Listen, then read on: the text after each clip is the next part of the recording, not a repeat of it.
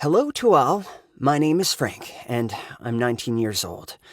I want to tell you a story about girls, or more precisely, about my two girlfriends. And please trust me, I'm not showing off at all if you've already started to think that. I've only had these two girlfriends my whole life, but it just so happened that these two were more than enough.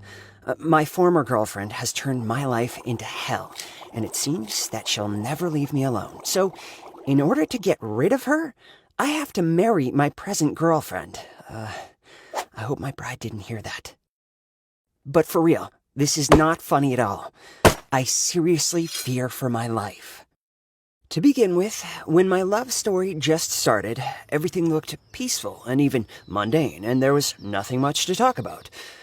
2 years ago, my family moved to another city, and I went to a new school. I'm a very quiet, introverted person by nature.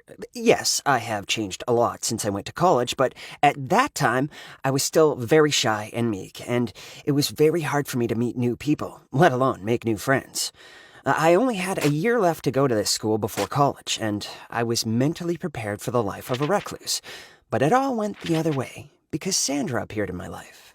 She herself came to me in the dining room, sat down next to me, and started some kind of careless conversation, which continued after school and carried on online when I came home. At first, Sandra and I began to talk, and then we became friends later on. After a while, Sandra herself suggested we go on a date. I had nothing against that, although I wasn't very enthusiastic about going out with Sandra. The problem was that Sandra could hardly be called a pretty girl. I mean, she wasn't ugly, but nobody would call her hot. There was something about her face and her frame that prevented it. But although I didn't like the way she looked, she was intelligent and had a good sense of humor.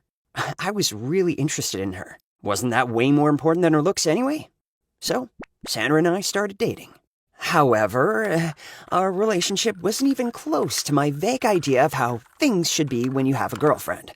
Instead of lots of fun during occasional dates and sporadic kisses, for which your sweetheart and you go to the movies, only to take the back seats in the most darkened corner of the movie theater, I got a girlfriend who took absolutely all of my living space and almost all of my free time. Sandra would wake me up every morning with some kind of cute greeting via text message, followed by a heart smiley. Then she would find me at school during every break, and before I went to sleep, I had to spend at least 2 hours talking to her on voice chat.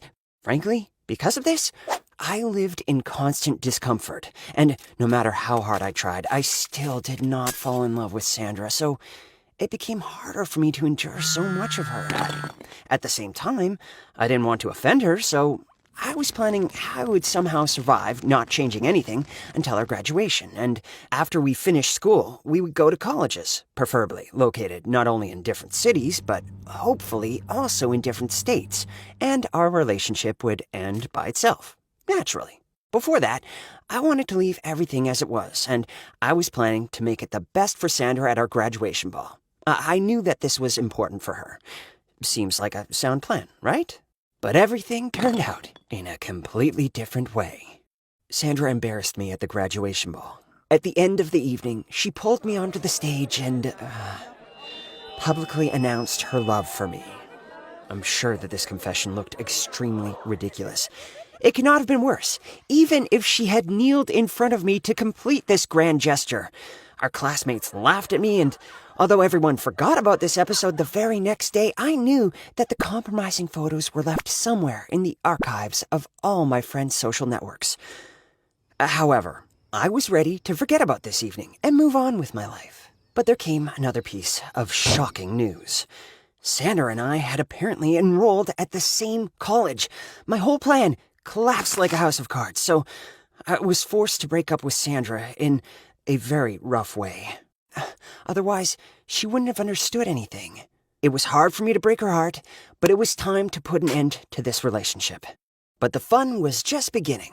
Life on campus was, as I expected, completely different, and soon I had a new girlfriend. Her name was Bridget. She was sweet and beautiful, and she also studied at our college. For a while, I thought that I was fine, until Sandra re-entered my life. For some reason, she acted as if she and Bridget were friends, although they had nothing in common. Sandra had told me several times before that she had no hard feelings toward me, But I still didn't like to see Sandra next to Bridget, so I directly warned my girlfriend that Sandra was my ex and that she needed to be careful about their friendship. Bridget, unlike me, was straightforward, so she simply told Sandra that she no longer wanted to be friends with her. A few days after that, someone entered Bridget's room in the dorm and cut almost all of her clothes into pieces with scissors. But what scared my girlfriend most of all was the broken doll which the intruder had left on her bed. The doll looked very much like Bridget herself.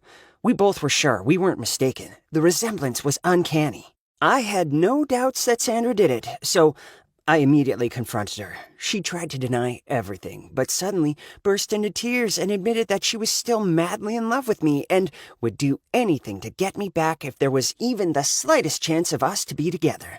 And at the same time, Sandra looked, how should I say this? Not quite like herself, and bearing in mind what she had done in Bridget's room, her emotions seemed a little frightening. I began to think that Sandra was mentally ill. But I had absolutely no evidence of this, and Sandra herself, of course, considered herself to be normal. Unfortunately, I couldn't use Sandra's confession to inform the campus administration about what she had done. I had no record of this conversation, and it would only be my word against hers. In addition, Bridget didn't want to attract too much attention to us within the university. She often missed her classes and wasn't doing very well, so she didn't want to be drawn into some kind of story, since this might cause problems not only for Sandra but for her as well, or at least that's what she thought. Well, since I couldn't just call the police, I needed another way to protect myself and Bridget, so I couldn't think of any other way to do this except to ask Bridget to marry me. Of course, I wasn't sure that Bridget was the one, but at least I liked her. And it would also be a clear sign to help Sandra understand that there was simply no chance that we would get back together. I thought that the wedding was the perfect reason. Soon, Bridget and I announced our engagement to the entire student community and invited everyone to a party. Bridget was very happy. I would never have guessed that she was the type of girl who, since her childhood, had dreamt about a wedding.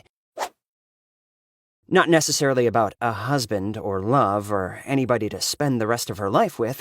Honestly, I even began to think that Bridget wasn't very smart. But later, I reminded myself that if I wanted to be with an evil genius, I could have just stayed with Sandra. My parents and Bridget's parents decided that they would help us rent an apartment near our college, so the party had to be held at our new home. There was nothing really special about the party, nothing to talk about. Everything was just nice until Sandra appeared. Bridget and I were nervous because we expected that she would spoil the evening, but nothing happened. On the contrary, Sandra was very sweet and happy, cheered everyone up, and the whole time wished me and Bridget all the happiness in the world. I was very surprised, or should I say, pleasantly surprised. When the guests left, I even felt a little guilty. I thought about how unfair I was to Sandra. And then I heard Bridget screaming from our bedroom. I immediately ran into the bedroom and saw what she was screaming about. The mirror above Bridget's dressing table was broken in 2 pieces, as if someone had hit it, and letters, written with red lipstick, spelled out, "This is not the end." Can you imagine how scared Bridget and I were? And not only by what she had done, but also because we simply didn't understand when or how Sandra could have managed to do this. She was always in someone's sight, and the bedroom was locked, so our guests had no access to it. After this incident, neither I nor Bridget could fall asleep, and we stayed awake for the whole night.